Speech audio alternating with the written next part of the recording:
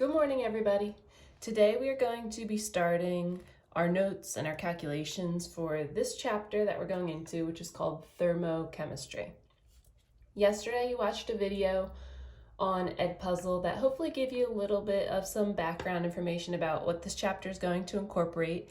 And today you had some notes posted for you on our Google Classroom that had a lot of definitions. So definitely read through those definitions, try and familiarize yourself with them. Take some time to copy down the notes.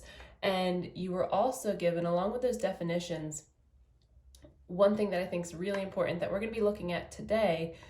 You were given a few equations. So I'm going to write those equations up here. You're going to see they're written up here as well.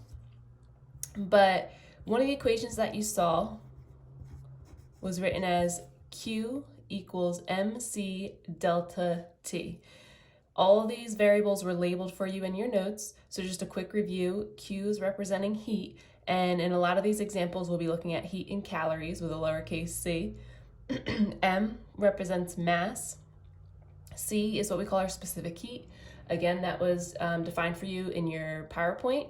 And delta T is change in temperature. When we say change in temperature, we're always going to be referring to TF, our final temperature, minus TI, our initial temperature. You also saw a couple other equations which we'll use today, and these can be rearranged. Essentially, this is going to be a similar equation that we can plug in different H values. So we'll just write down maybe a couple of these. We have Q equals, Q being heat, equals mass times our heat of fusion. And I think we also had written in our PowerPoint Q equals M times our heat of vaporization.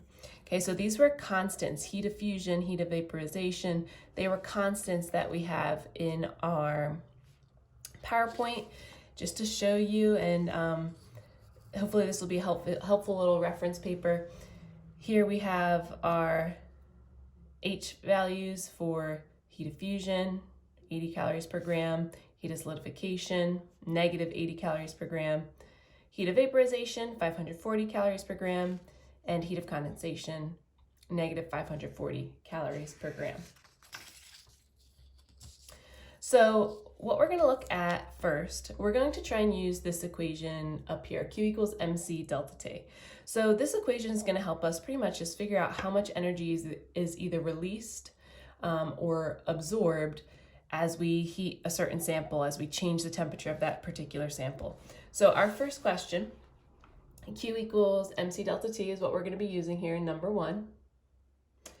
We want to know how many calories are needed to heat 100 grams of aluminum from 100 degrees Celsius to 150 degrees Celsius if the specific heat of aluminum is 0.22 calories per gram times degrees Celsius. So it gives us a lot of information there. As soon as you notice that you see this change in temperature, I know we already talked about this, saying that we're going to be using this Q equals MC delta T equation, but when you see this change in temperature, that's a good hint that we're going to be using this equation up here. So I'm going to go ahead and write out Q equals MC delta T.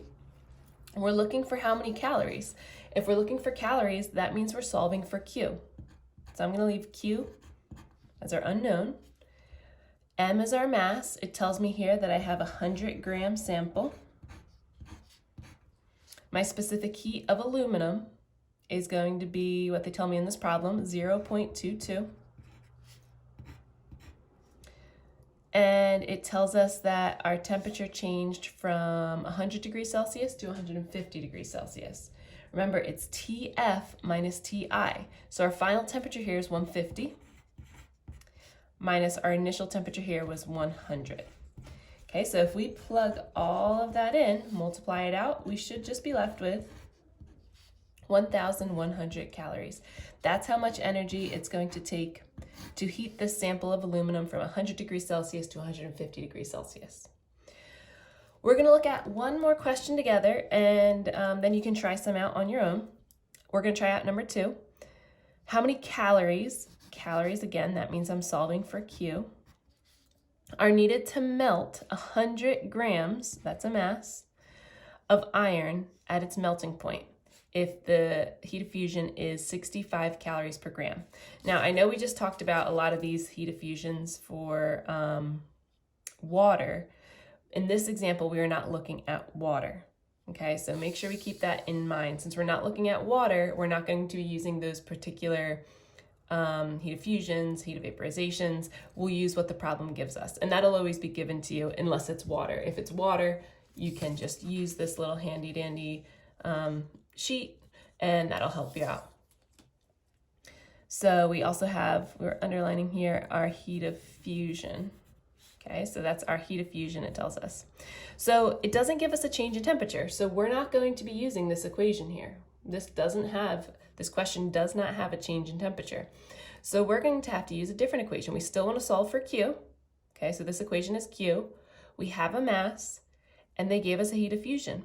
So we're going to be using this equation here. So notice, when there's not a temperature change, we're not going to use Q equals MC delta T. That's only if we have a temperature change.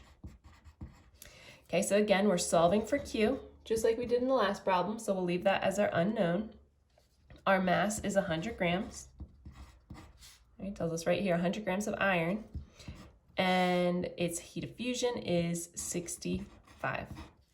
Okay, so if we multiply all that out, we're just going to be left with 6,500 calories. Okay, so if we wanted to melt, so that means go from a solid to a liquid. Okay, doing my best to draw there. Okay, if we wanted to melt 100 grams of iron from a solid to a liquid, it would take 6,500 calories, this much energy in order to do it. So you have 3 other problems here that you can try out. Some of them you're going to be using are Q equals mass times heat of fusion, heat of vaporization. Sometimes you might be using Q equals MC delta T.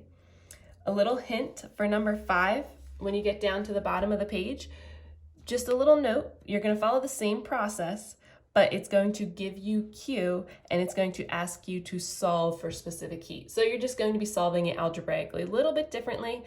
Try your best with this page. Next class, we will post the answer key. Let me know if you have any questions. Great job.